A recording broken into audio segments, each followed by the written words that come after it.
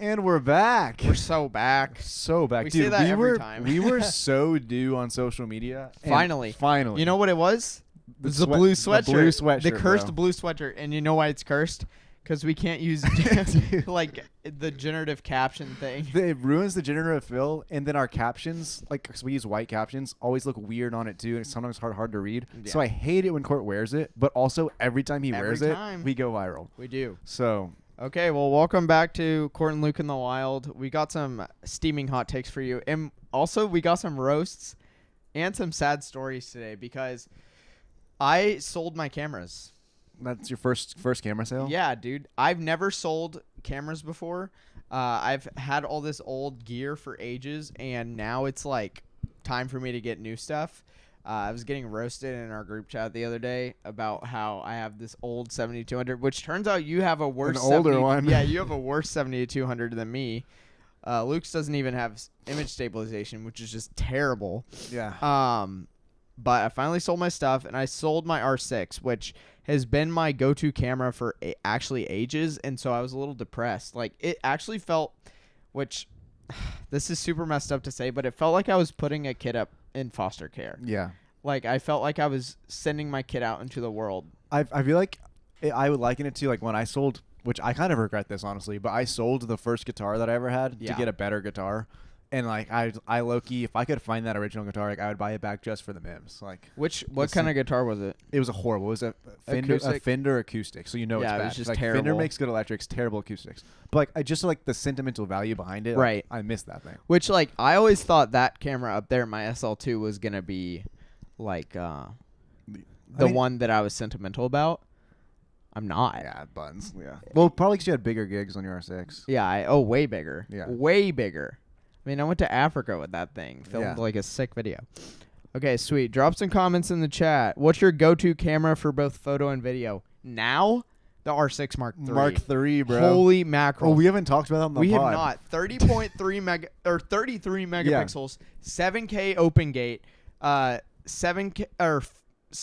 60 raw light, 4K 120. Like, what are we talking about here? Actually, so many times I've been like, dang, like, why can't they just make like the perfect camera? That is the perfect camera and for then me. they dropped the R6 Mark III. I said, and it's not even expensive. It's $2,800. That is insanely cheap. Are you kidding? So I sold my R6. I sold my 70-200. I'm going to sell my R6 Mark II as well, and I'm going to get the R6 Mark III. So then I'm going to save up and get an additional R6 Mark III because I figured it would be best to have two R6 Mark IIIs than I'll probably do a similar format. Than an R6 Mark II and an R6 Mark III. I'll probably buy my Mark III when my next wedding comes up. 4K 120 with audio, though? I have no idea. I didn't even know that people use 120 with audio. Yeah, why on earth would you want that? Okay, cool. Thank you for the gifts, guys. Okay, ever since I've been following you guys, I've been wondering what mics those are. Dude, what? These are SM58s. The best mics These in might the world. be the best microphones of all time. I keep seeing people on the podcast world switching to the SM7Bs. You're just trying to buy a mic because you see the price tag and you see the status. And they see the stylistic look of like the people that use them, like the big podcasts. Right, and then you sound terrible. I edit a podcast that I have to go in and pen tool every single time the other person's not talking because their mic etiquette is so bad. And the SM7B is made for like loud Yeah, the noises. SM7B isn't made to be a podcasting mic, at least No. originally. Now It's they made might have for, like- targeted it, but It's made for like, no, they haven't changed it. at all. No, It's just the now OG. they did drop. So they're all buying the OG SM7B. They did make one that is for creators that's really good, and it's like I can't remember, but it's akin to the mic that we're getting in the mail soon that I actually need to look for in my mailbox because our mailbox is like over away. We got a lot of comments today. Holy cow! But this guy asked a good question, but we'll get to it. So the SM7B is made for like music recording, like screaming, like loud gain input, where you're like really yelling, not you're sitting this far away from your microphone, like ruining all your audio. And then like you have to power that thing like so much. These no phantom power. These you can run over with a car. Like it. Anyways, did we tell them these are SM58s? It's Shure SM58s, best microphone of all time. They're $100. If you need a cheaper option, there is a Behringer option. I think it's like an XM20 or something. Goated option. It's $20. So if you look on like YouTube for stuff like that, someone said, looks like the R6 Mark III came out and it has a little bit of everything in it. Absolutely. Yeah. Dude, we were the just fact talking, that we get C-Log 2, raw light, or in-camera raw light, and C-Log 3. But C-Log 2 to me is the one of the biggest selling points to me. Yeah. Like C-Log 3 is like okay, but like C-Log 2 I missed it. Which is why I am switching from an R6 Mark II to 2 R6 Mark IIIs because of the C-Log 2. Yeah, because you don't want to be editing back and forth. Yeah, and also the raw. Like if I'm gonna have raw, I need and open gate. And open gate. Like just every reason, basically. Oh, my mom's in the chat. Hey, mom. Okay, someone asked, what do you think of an A6700 for a first camera and starting on videography? That is a great option. I think the best lens pairing for that is probably the 18-105 f4. Have you seen that? It's for video. Okay, yeah. Yeah, and it has like a powered zoom. Yeah, it's kind of too good. I would say yeah. I mean, that's a good range. I just really like going below f4. Well, yeah, going below f4, but for a beginner lens, yeah. I mean, it's constant f4 aperture too. So, like, what beginner lens are you getting that also, much range? That brings up just a good point. So many people have decided, like in our comment section, that a good roast is like, oh, like I bet you like only shoot wide open, which like one, yeah. like one, I'm just kidding. Like one, no, but also it's like then they'll be like, oh, but you can't afford a nicer lens, which would let you shoot like more wide open, which is like right. Bro, like pick a side. You can't like roast it both ways. Like the hard thing for us is since we do photo and video, like that line of what a good lens is so blurred because we have to spend $3,000 on a lens to get everything we want out of it, like the 24-105 2.8. Yeah, which is $3,400. But insane. But like the best lens you could ever get. Yeah. So like what I would say is if you're only gonna ever do photography, which be careful boys, specifically because boys tend to lean into video more than girls do, from what I've seen. That is true. I feel like most videographers that I've worked with are men, and most photographers that I've worked with are women. Yeah. But I would say stick with primes if you're photo only. If you're video, stick with zooms. I think that's good advice all around. But also image stabilized zooms, like harp on it a little bit because the difference between our workflows is insanity. Well, no, you just have to understand like if I could do it again, every lens that I would buy would be image stabilized. Right. I actually went the cheaper route and I did no image stabilized lenses when I started, which like honestly, I'll say it like because you made it some comment like, dude, I don't know if I could do that. I don't know if it's like a natural thing that I can do. I think it is. Or if it's I had to do it, learn how to do it, and make my hands do it because it's the only option. I think I have shaky hands naturally. Someone said, what about the 17-70 2.8 Tamron? Honestly, dude, like, okay. Bro, we got to think about our audience. Guys, okay.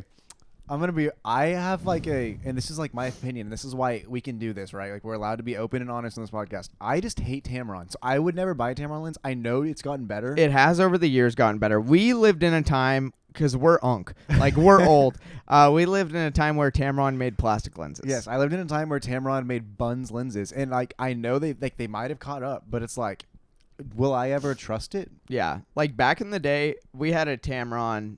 We had access to a Tamron that, dare I say, was worse than like the kit lens. Well, yes, it was worse than the kit lens, but two, it was almost as bad as like a children's camera toy. Yes.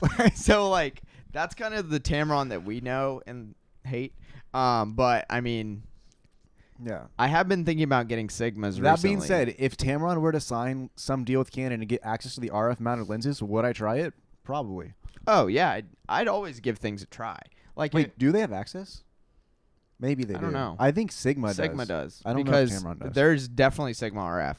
Okay, I will say if you're doing video only, the R50V, insane place to start. Which one is that? It does log. Wait, Canon R50V. I don't even know what camera you're talking about. The ones Michael got. The podcasting ones? Yeah, it's like a creator camera. Terrible for photo, I'm sure. No viewfinder, but it has like an insane record time and it shoots C-Log 3 and it's 4K 60 or 30 or whatever, which is nuts. Yeah. Like, if you need cheap cameras, get that with Sigma RF lenses. The deal is, like, there's so many cheap, like, basically, someone made a comment, I think on the last podcast, they're like, any camera made after 2010 is good. To some extent, like, that's kind of, like, I shot an entire podcast setup using, like, M50s, which are, like, terrible buns Aren't cameras. they micro four thirds? Yeah. But, like, the image looks fine. You can shoot 4K on them. When like, you light stuff, you can definitely get away with things. I also lit it professionally in a podcast video. Yeah. You just want to put that up in a way. It's like bro spent thousands on lighting. That is the thing. Like, you can get away with so much with just some lights and everything. Speaking of which, the number one hot take that we had today was literally like, your camera settings don't matter if your lighting sucks. You could have perfect settings, but if your environment is bad enough, it doesn't matter. Yeah, I mean, that's 100% true. Ultimately, your camera settings determine everything, but your lighting is, like, the only way you're going to get a good photo. That's it. Unless, like, you're, like, if you're in a pitch black room, like, you're toast. Someone asked a good question. Do you find viewfinders absolutely necessary on modern mirrorless cameras? For a photo camera. For photo, yes. Like, the FX3 can do without it, obviously. If you're doing video, you don't need a viewfinder. But if you're doing photo, I think you have to have it.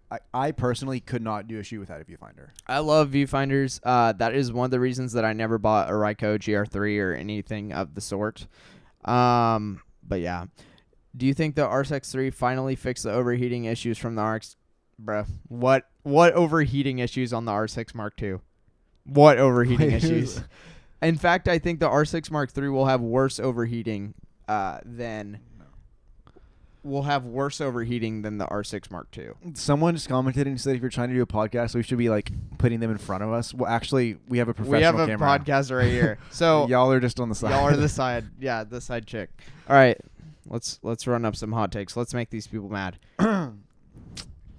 Thank you for the gifts. Also, what's the best camera flash to buy for a beginner? Okay, I actually know this. Okay. So Godox makes really, really good flashes, and they have a massive range of like options. The best, if you can afford it, is the AD200. I think the Godox AD200. That is an off-camera flash, so you do need a trigger. If you need a speed light, like on-camera hot shoe flash, because you can't afford a trigger initially, you start using it on your hot shoe, and then as soon as you can possibly afford it, buy like the $30 trigger and switch to off-camera flash immediately. But the best, I would say, is the AD200, which is not a speed light. It's like a off-camera flash. And then if you need an on-camera flash, it's like the TT680 or 880 or whatever. They're all kind of the same. But then make sure you get the one that's for your camera brand specifically. So like mine would be the TT680C, and they also have a Mark II, stuff like that, versus like all that. Do we really need a camera cage? I'm actually selling this one right now. Yes. If you're doing video, yes. I think even for photo, it's awesome. I will say it was nice. I was doing an engagement shoot yesterday actually, and I used my cage to put my Insta360 on top so I could vlog the whole thing. Yeah, goated experience. Having the grip. Someone said I also work at church. We use R6 Mark IIs. I mean, yeah, they're the Mark greatest IIs. church camera of all time. They're so good, but also at the same time, I know a lot of people are frustrated because I know multiple people that just bought the Mark II. Yeah. Now they dropped the Mark III. Me. Does anyone else also think that there was no promotion when they dropped the R50? Yeah. There was I feel like we knew something was coming. So we had been hinted at, hey, we're gonna drop something. The R50V had so much push because content creation. Yeah. So they naturally like it, and the C50. The C50 is what you're talking about. C50. We knew something was coming down the pipe. I feel like they literally just dropped it on a casual Wednesday and yo, here's the Mark III, and then it was everyone's dream I fear they camera. did drop it on a Thursday, a random Thursday, because I was calling Luke on the way home, and I was like, golly, okay, love the show. Thoughts on little 110 film cameras? I mean, I think if you medium format, shooting film will make you a better photographer.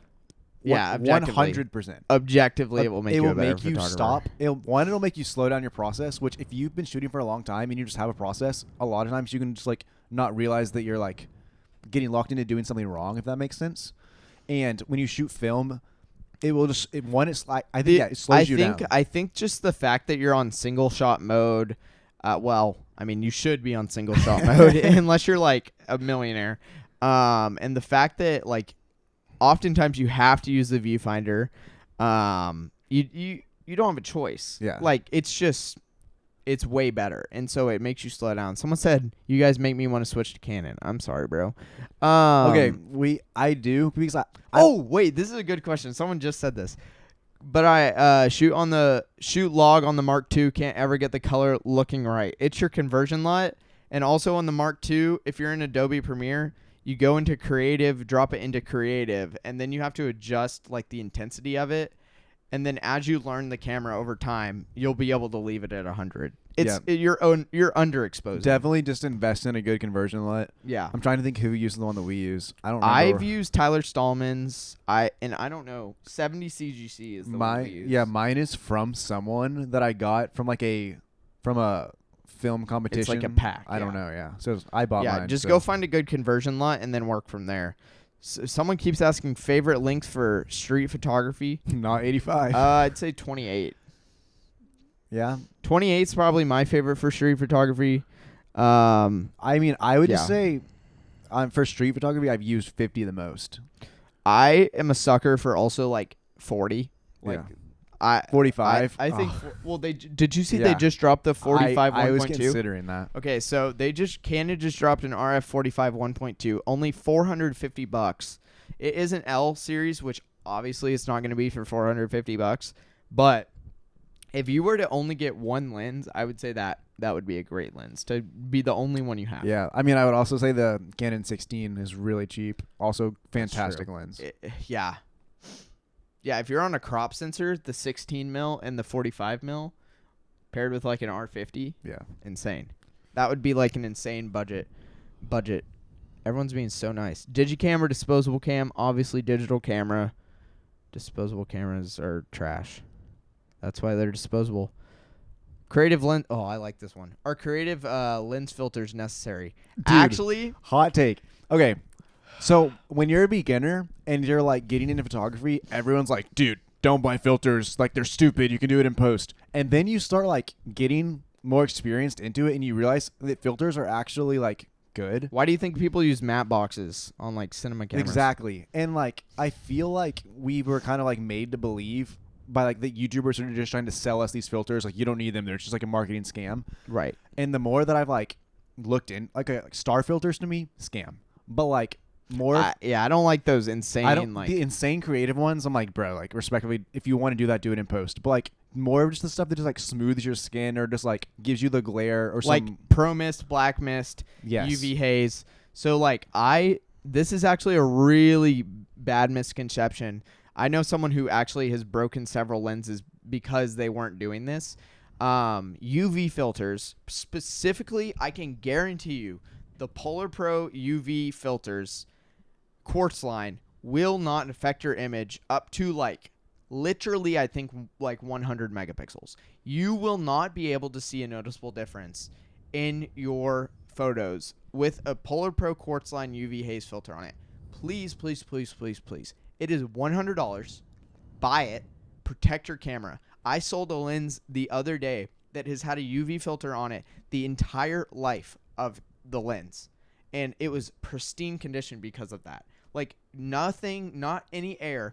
This one has been factory sealed, like UV filter, UV haze filter on it from the factory, and so therefore the front element untouched by oxygen, untouched by dust, untouched by dirt, anything. So please, please, please do not fall for the lie that UV haze filters will destroy the quality of your lens when you buy the Polar Pro or quartz line. Now, Tiffin. Don't buy Tiffin. I don't know. I can't speak for them. But don't we have Tiffin glimmer? Yeah, we're using the Tiffin glimmer glass, but that's completely different. Yeah. This is also on an anamorphic lens. Yeah. We're going for a different look. But I will say the, what's it called? The glimmer glass literally made a noticeable difference in my footage. So good. I edited my anamorphic footage from like a church night the other night. Beautiful. Yeah. Guys, I'm going to be so real. That is one thing that no one is talking about is like glimmer glass. I don't know if it's like it's supposed to be gate kept. I think like, it is. I think the like professional YouTubers are definitely gatekeeping glimmer glass, bro. Yeah. Like, put glimmer glass on your camera. It's fantastic. Everyone's saying you should get an FX3. What's one camera trend you wish would just die already? Carnivals? I'm just kidding. I feel like that probably brought in so many of y'all, but I am really tired. Actually, I'm not tired of that. One trend that I think is done well is people clipping like things to their camera. You know what? I thought of one. What? Signing the lens. I'm tired of seeing people sign the lens, dude. It's not cool when a high school football player signs your lens. It was cool when that one guy did it. When Roger Federer does it, it's cool. It's Roger Federer. It's not cool when the JV football team captain signs your lens. It's just not cool. So that's one I wish would. That was a fantastic take. I don't need to read that text. Okay, let's keep it rolling. Okay. People that how do I want to say this? People that defend using full frame cameras are just bad at. How do I say this? People that defend using full frame cameras are bad at. What's the word? Composing their image, and they just have to crop in. That's not true. I'd never crop. I never crop. No, but like if you a big selling point of being full frame is like, oh, you have like more to deal with. You can punch in, punch out. And I feel like, oh, really? Are you just hiding something? I mean, my crop sensor camera had more megapixels than my full frame, and so does yours. Okay, I'm not gonna lie, guys. I was totally trying to sell that one for the real. I kind of don't agree with that one, but yeah, someone had to. Okay, let's see. Oh man, what's the worst client feedback you've ever gotten? Change the song. That is one. The worst client feedback you can get is, oh, can you just change the song? No, I think it's just like, okay, I can actually. Oh, it's missing something. That's terrible. That or just like thanks. Oh yeah, like, dude. You just send the dude. Okay, I had this happen. I think a couple weeks ago. I sent the gallery, and it's like you don't hear back for like 2 days, and you're like, did they like it? Yeah, like why? Do I send a follow up message? Like, yeah, I something don't. wrong with it. And then they finally like 2 days later, like, oh my gosh, thank you so much for your love. I totally forgot to respond. And I'm like, dude, I was dying over here. What I've learned is no news is good news. Yeah, because if you're confident enough in your photos to deliver a gallery and you don't hear back, generally you're safe. Yes. Now, if you text a follow-up message and you don't hear back, you're cooked. Because I got my wedding photos back and I didn't like them. And so she texted and was like, hey, let me know when you look through these. And we were like looking through them right now. And then she texted and was like, oh, and I sent her back. I was like, I don't like these. Like, I didn't say that, but I was like, hey, like, there's a lot that basically, like, dude, I would hate to shoot photos for court, bro. It was bad. It was bad. And so we hopped on a call and I gave her my thoughts, and I was very nice. But she didn't take the feedback. Like, my wife was like, yeah, that was very, like, politically correct way of being like, yeah, sorry. Yeah. You know? Because, like, when it comes to photography, like, generally people do what they can do. A lot of times people will do a bad job and they won't confess up to it. But most of the time you're getting someone who's actually trying and doing the best that they can do. Someone said looking for a good E-mount lens. Just got the Nikon ZR. Well, then why are you looking for an E-mount lens? They use a... Maybe it's two different questions. E-mount, I mean, dude, get the... If it's photo, the 28 to 70 f2 is amazing. The G Master, the 50 to 150 f2 is amazing. G Master, but those are photo only, I would say. If you're doing video, get one with image stabilization. Yeah. All right, let's keep it rocking. Let's run some of these because it'll make it way easier in post. For your editing. Fair enough. If we do a bunch back to back, it makes my life so much easier. Okay. You don't need a new flash. You just need to learn how to use the one you already have. That's actually facts. Yeah. Okay. I am 100% on board with this because most people, the speed light, all speed lights are the same. I'm going to be real. The only difference in a speed light is going to be if it has a rectangle head or a circle head. Other than that, pretty much all the speed lights, like from the newer $40 one to like the $180 Godox, pretty much all the same. Once you get up to like the V1 or like a Pro Photo, which the V1's like $200, $300, the Pro Photo is $1,000. Really not that much difference between those other than user interface. The only difference is when you get up into the not speed light, like off-camera flash. That is where you will see a significant difference. So if you are only lacking in power, you just need to learn your flash better. Yeah. Like if you're shooting ETTL, which is fine, just go ahead and learn manual. Like if you're like, oh, I need a new flash, have you learned manual? Learning manual flash, which for those of you who haven't shot flash, it's basically just adding, if you know the exposure triangle, it's just your power. I'm assuming you both know. It's basically just making the exposure square almost, where you have to add in the timing and stuff on that.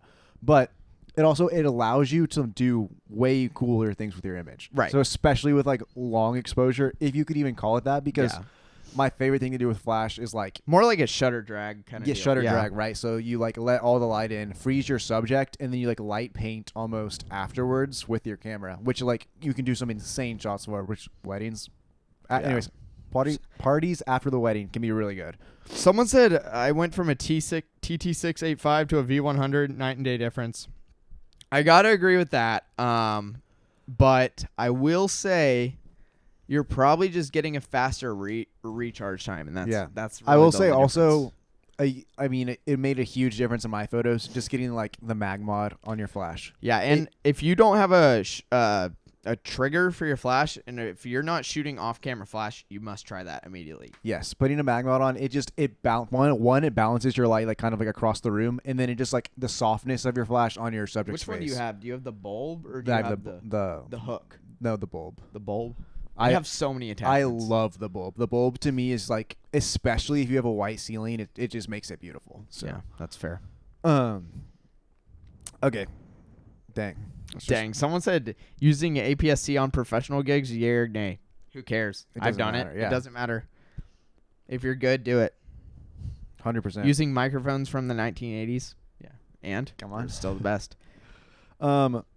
See, like, so many people think shooting wide open is a bad thing. And, like, it can be. If you don't know how to shoot non-wide open, then it's bad. But, like, a lot of times shooting wide open is the best thing you can do in that scenario. Right. I would say more people need to know the fact that most TV shows are shot at f5.6. That changed the way that my brain looked at f-stop or aperture, because it's like if all these big, like, things that are nationally broadcasters are shooting at f5.6, why am I having trouble? Well, they're pretending they're shooting at like T something, right? Not F. Well, yeah, but that's the same. It's the same thing. So let me explain the difference, actually. So T stops it's a different math thing, but it's essentially the same. So these are T2.9 lenses, and that just means that the entire set is T2.9. So no matter what lens that I pick, I won't have to change any other setting when it's set at T2.9, because it is the exact same. Whereas f-stops, like 2.8 on one lens is not going to be 2.8 perfectly on another lens. Yeah. Like it's going to be extremely close, but it's not going to be like a cinema lens, which is what a T-stop is for. That's really good. All right. Hit it with us. If you're embarrassed with the gear you currently have, you're not good. I don't know what to think about that, honestly. I mean, I get what I've always been embarrassed of the gear I have. You would be ashamed to walk up with your R6? No, my SL2, though. Okay, duh. But yeah, but think about how many years I shot on that thing. I mean, okay, so I shot on my T7i for years, and I mean, I had some humongous shoots on that. Like, I shot for AJR on that. Yeah. Which was, I walked up to like shoot for AJR on my T7i. I said, I was like actually so embarrassed, bro, because there was like two other photographers that I was shooting with. I think one was shooting on Nikon, one was on Sony, but both way better bodies than what I had. And I think you just have to come to a point where it's like you can look at your own work and be proud of it, and like, I don't know, like, don't worry about the gear anyone else has. If you're happy with your images, then nothing else matters. I'll be real, man. And if your client likes your images too. That's true. Yeah, if your client likes it, everyone else can shut up. Using Canon over Godox flash, am I crazy? No, I think you're just rich. Yeah, I was like, if I had started on who's that, the better editor, Court or Luke? Be honest, we have way different styles. It's not even comparable. I will say video editing definitely Court, but photo, it's just two different styles. You're better at but also different skill sets. We do completely different things. Yeah. So there's not even like Yeah. I would say like completely different. Now speed, I would say I'm faster. 100%. Like, cuz I have to be all the time. Like the rate at which I can hit hotkeys is that being said, yeah, I feel like and it also like short form. Oh wow, this ear just completely. You ever had your ear just pop? Yeah. But I also say like short form versus long form content. I don't know. I just think I've done a ton more short form. Yeah, we just do way different styles. It's not even like I don't think we've made anything that's similar to each other. Literally, ever. So except funny. this podcast. What's your guilty pleasure lens? My 50mm 1.8 that I spent $100 on when I was 16. Dude, I shoot on it all the time. I'm trying to think of what I shoot on. Or this Pentax lens. Luke hates it. It's a Pentax 28mm. Actually, I don't think you've seen this lens. It's wicked sharp. I bought it for $50 on eBay. Basically brand new. We used to shoot our whole podcast on vintage lenses, but we also shot one episode, right? No, so many. Oh, really? Right? Oh, before we went 4. anamorphic. We shot 4. Yeah. And it was also before we really knew how to color grade. So if we you go back to episode we shot 1. on a Helios 44-2. We shot on a Helios 44-2 for a while, and that wrecked our image. It did. I mean, the candle in the background looked amazing. Yeah, pristine, but just the candle. Everything else looked terrible. Okay. Every photographer wants to be unique, but we're all just copying the same 5 creators. I think that was truer back in the day. Now I don't think it's true. I do. I think there's not really like that many photo creators that like everyone in the community follows. Like I think it's finally branched out where there's like everyone like there's so many you can basically choose whatever you want. With the rise of TikTok, becoming your own niche has been so easy, and like creating a fan base has become so easy that I don't think there's really competition for a big spot anymore. Yeah. I mean, I wouldn't say it's easy, otherwise everyone would, but like no, because not everyone's good. It's a bell curve. I mean, I agree with that. But at the same time, like, also, TikTok in particular is weird because, like, there's variations to it. It's very much a... Anyone can go viral. Like, you could go viral and get 10,000 followers and then, like, within 2 weeks be back in 300 view jail. Like, it's very much like, I would rather have a slow built account that slowly grew over time with engaged followers than, like, bang, I had a reel get 4 million views, I gained 10,000 followers, but none of them actually care about me as a person. Right. I would say TikTok is such a tunnel, like how do you say that? Echo chamber? Yeah. That like everyone who's bad is like, oh, more bad people. Everyone who's really good is like more good people. Like if you're seeing really good photography on your For You page, that's a good sign. If you're seeing really bad, well, you probably wouldn't know. The Court and Luke account just sees like camera memes and Clash Royale. Yeah, that for is real. it. Okay. Someone said for photo editing, do people need to use Lightroom to be professional editors? I would say absolutely. It's the industry standard. What else are you using? I would, but like I really hope that like a cheaper alternative comes out because Adobe has been bending us over and taking our money for too long, and someone's got to do it. Do you know what the cheaper alternative is? Piracy. Yeah, that's what it is. Unfortunately. Well, you know what I'm saying? Like I don't know how no one has like. I'm not like what is it, an app programmer or something, so I literally have no idea how you would do this, but like there's got to be a way to like make a better photo editing app within Lightroom. And, yeah, how has no one done that? Like I feel like the market's right there for the taking. It is. And honestly, coding it, well, I guess there's just a lot that goes into manipulating raw files. Yeah, because think about it, you have to cover every platform. Yeah, you can't just be like, oh, I'll make a Canon CR3 one. No. Someone said, thoughts on upgrading from a Canon R7 to an R5 as a car photographer? I don't need it. It's just opportunity. You don't need an R5 from an R7. Yeah, especially for what you're doing. I don't think you necessarily don't upgrade. Buy more lenses. If I was gonna say if you wanted to do video, but then I would still go R6. So like, someone said Capture One is standard for studio fashion. Yeah, Capture One's professional. Yeah, I thought you meant like the Apple Photos app or something, or like Visco. People do be editing on Visco. Yeah. Oh, there is a trend right now. Have you seen the trend where it's like how to make your photos look like movies, and they go to like the TikTok editor and they hit a saturated film LUT and turn it up to 100. Nice. And then they're like, look, yeah. Okay, someone asked what trend is overdone right now, and it's like this is the trend that's overdone. It's the going up against me in a photo contest. The pros doesn't know how to light, doesn't know how to do this, doesn't know how shadows work. The cons, that was 5 years ago. Yeah. I'm like, I hate that, bro. Yeah, it is a little cringe, especially when like the photos aren't that different.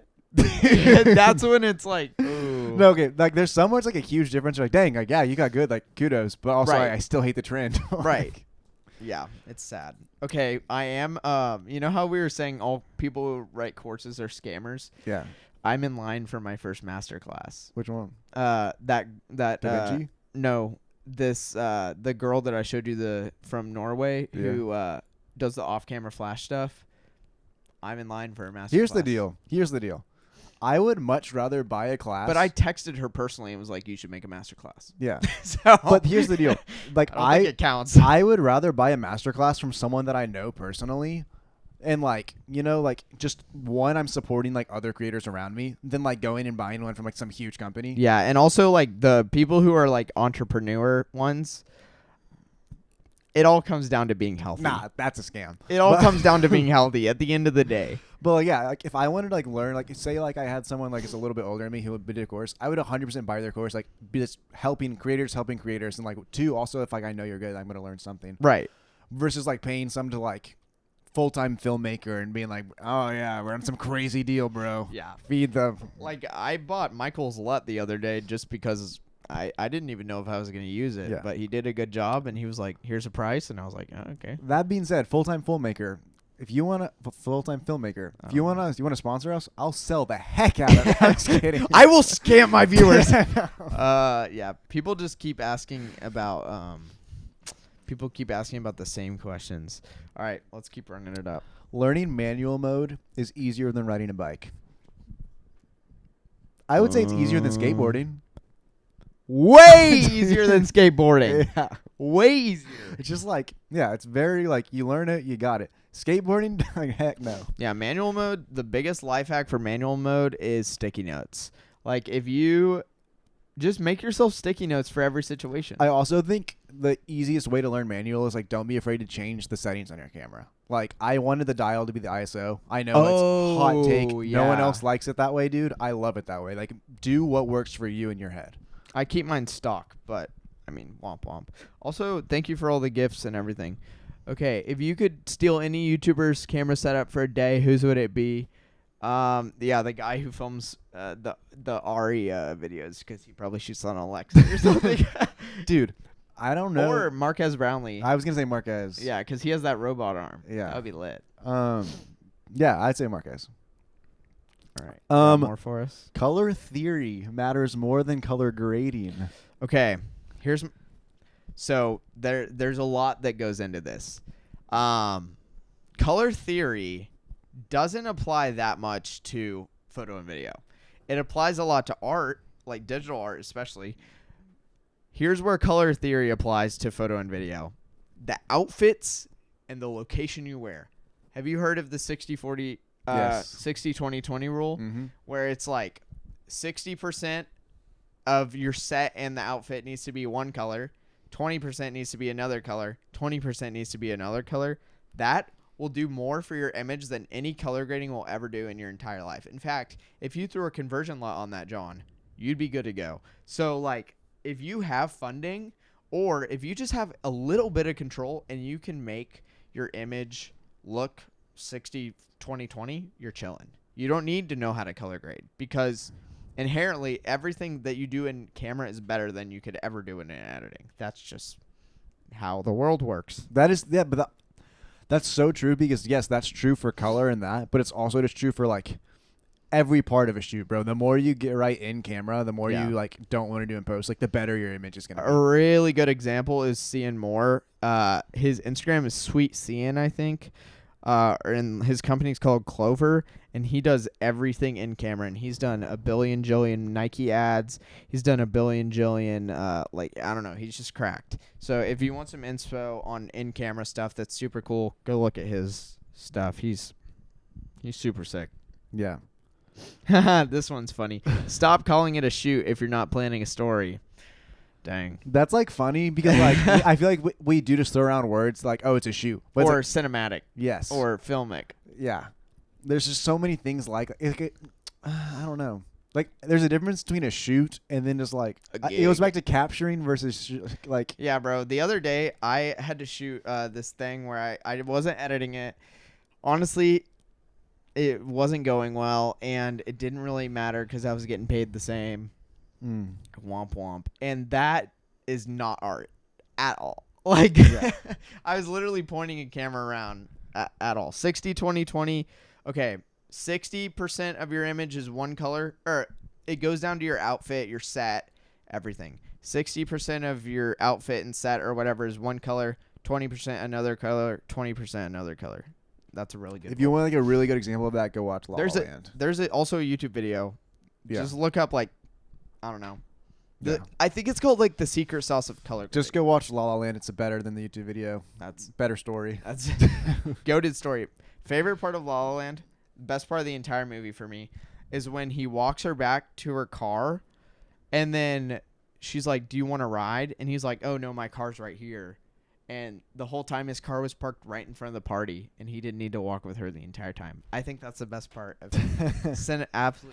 That being said, I watched Tick Tick Boom again last night. I've never seen it. Unbelievable. Everyone always says it's so good. Skylar hated it, but it's a top 10 movie. It's a musical, right? Yeah. Yeah. It is a fun, especially because you have a musical theater background. It's phenomenal. Okay, don't out me. Hey yo. That's funny. Okay. If you've never printed your photo, you've never experienced real joy. Bro, it is nice. It's honestly one of the most fulfilling parts of You're way better about it than me. I do horrible quality prints because you're better at researching it than me. I think that's, to me, is like the finished product. Some people say like it's not a complete work until it's printed. I kind of agree because for like anything, all of my professional prints right now in my work are like at least 2 years old, and I have so many more that like I would love to print and get on that I'm probably gonna save up and do some just to update it, because like I've shot for some way bigger people and like some way better images. But man, like I still love being able to look back at the images that I do have that are professionally printed and just like they mean more almost. Right. It's probably the same thing as film, but like. Yeah, I keep all my negatives for that reason, because like I always want to go back one day and rescan everything, because like all film chemistry, if you're doing it right as a photo lab, your chemistry is consistent, one, across the board, and two, with other labs. The only difference is they're retouching and scanning process, because like some people's scanners just suck. Yeah, that's just how it goes. Man, people are blowing up the chat. Every beginner thinks that they're underrated, but they're really just inconsistent. That's so true. That might be the best advice or comment we've ever had on this entire podcast. Bar of the day, bro. Like, yeah, I do think the longer time in between each shoot, the more like worse you get, and it's just because like you're like rusty, and then it's like the better. It's a hard thing to balance, because the better you get, the more shoots you get, obviously, and then it's like. So to get to that point, though, you need to be shooting more, which means that when you're worse, you need to be shooting more, like either one for yourself or two, just like take whatever you can get. I saw a video the other day, and he was like, be like an O lineman, which is offensive lineman in football. Because when he was an offensive lineman, he would say, if you don't have work, go find work, which basically means when you're an O lineman, if you don't have like an assignment, as in you're going head to head with another football player, you need to go find another football player to tackle. And defend your quarterback. And yeah, that would be O-line.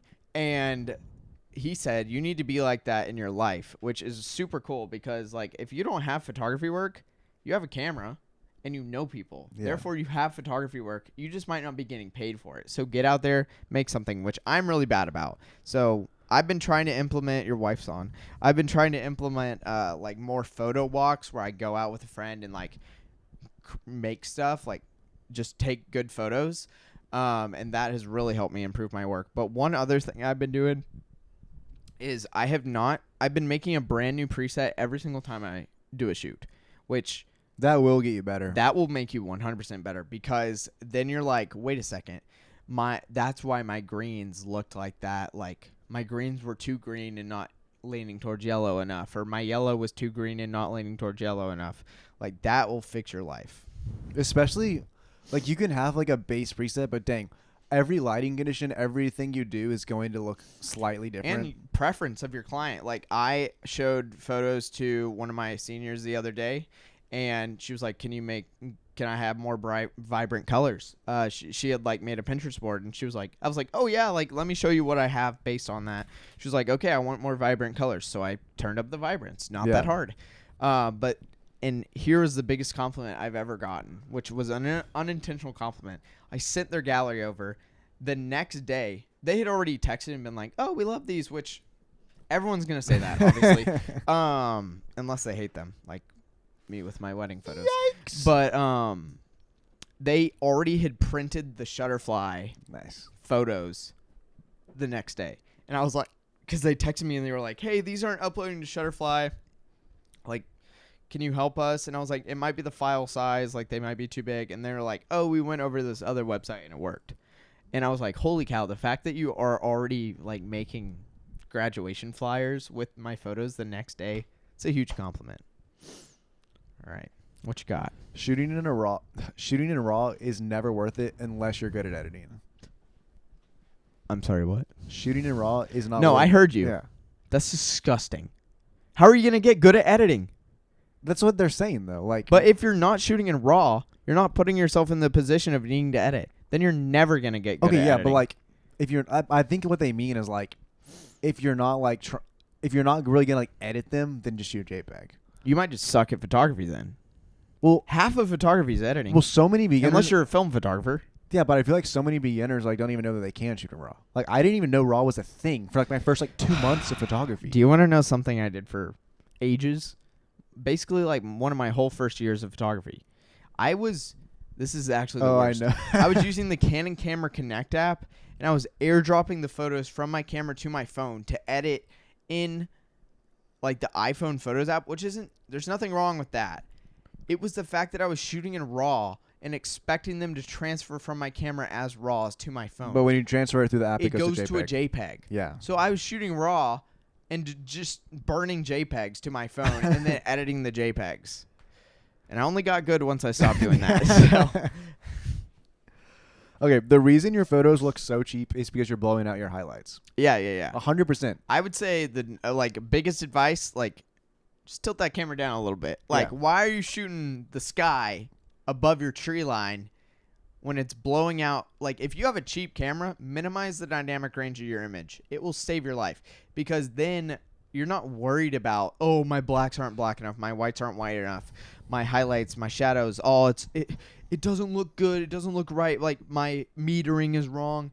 Just minimize the dynamic range. That's what people say is like that. The moody preset that everyone's trying to do is just underexposure. Yeah. And also, a lot of people have been saying, oh, well, underexposing helps me edit my image better. And I'm like, that is called reverse luminance saturation. Literally, what you're doing is just destroying the luminance of your colors, and therefore it's saturating them more.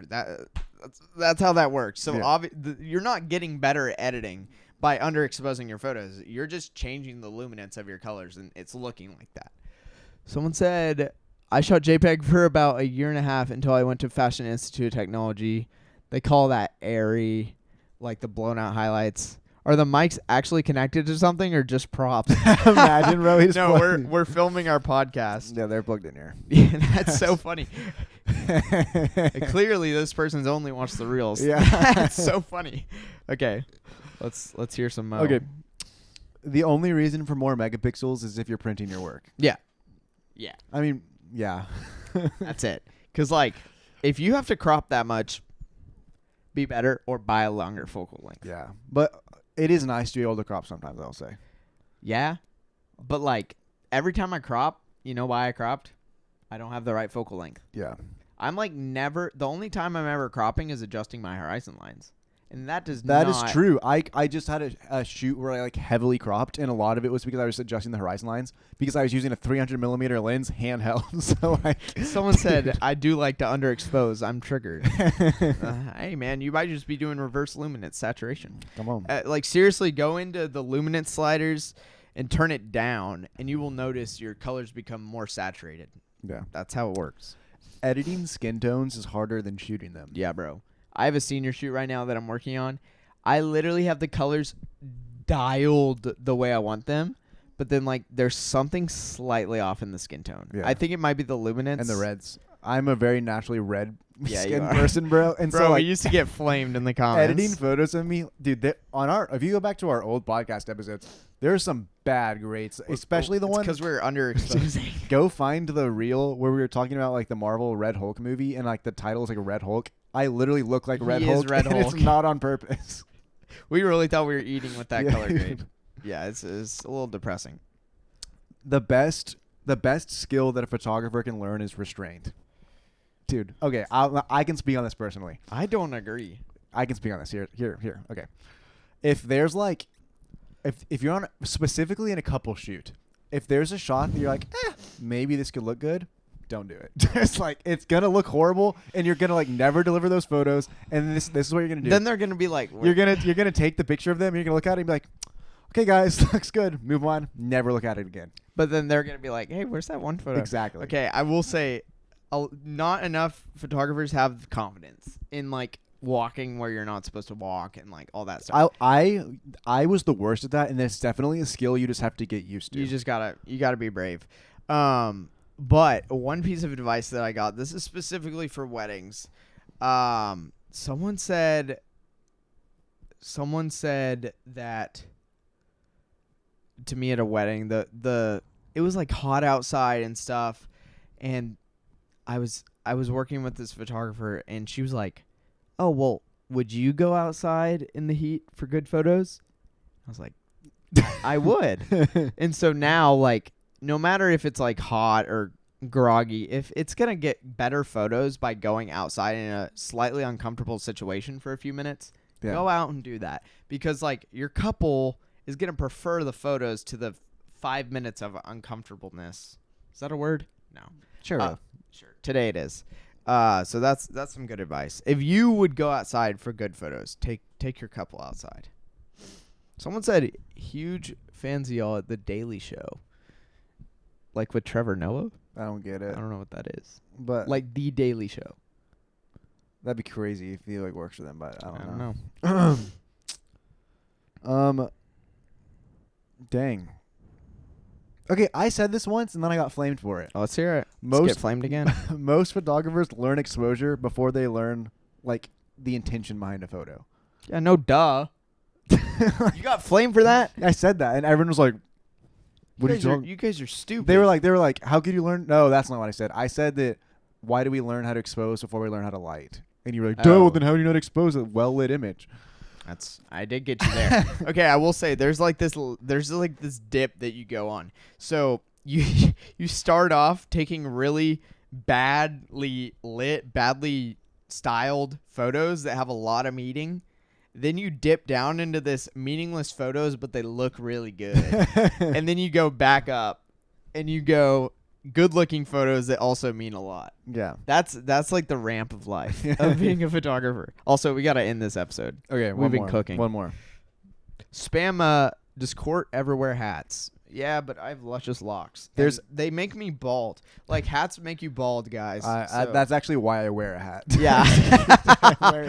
Hats hats will pull back your hairline and make you chopped. That's why. There's 2 episodes in this whole podcast series where I don't wear a hat. I think it's episode 1 and then our 50th, like our 1 year episode. You didn't wear a hat for that? No, and we posted no reels from it, and I'm so glad because I doubled up. That's sad. But no, I will say like our 50-year episode was a great. It was great for like if you watch the podcast, one of our best episodes we've ever done. Right. For short form reel content, Terrible. It was buns, bro. Terrible.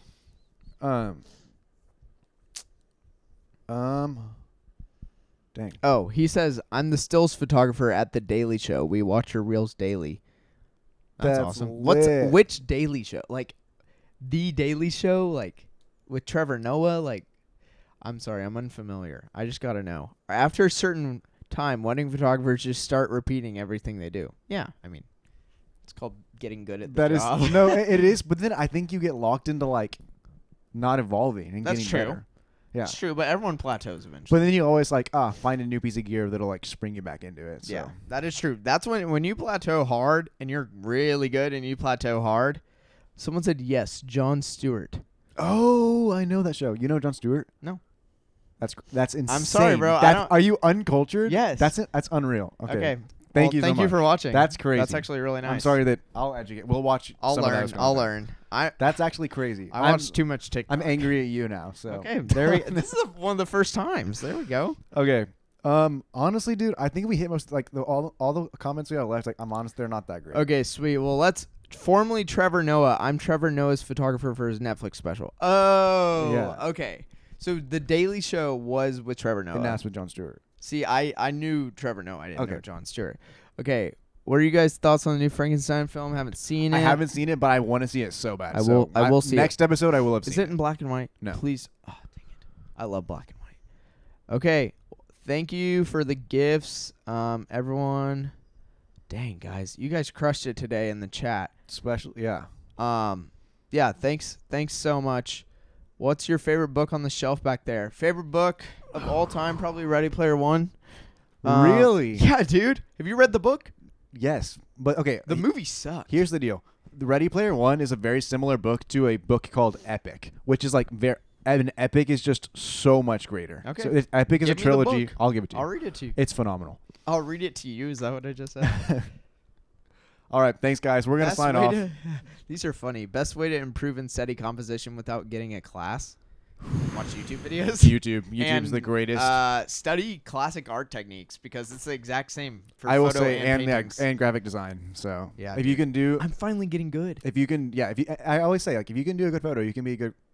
That's not true. You can lay it out well. I don't know if you can execute it that well. You can do your best. But yeah. Okay, guys, we're gonna end the episode. Thank you so much. Also, please follow us on all platforms. Our Spotify followers to our view ratio is extremely off. So if you're listening on Spotify, please follow, please rate us, and make sure you're subscribed and like this episode. And yeah, we have more diverse content coming. Also, your way let us soon. know, should we make an intro and outro? Because we debate it all the time. I don't want an intro and outro. I think it would be helpful, but we'll see.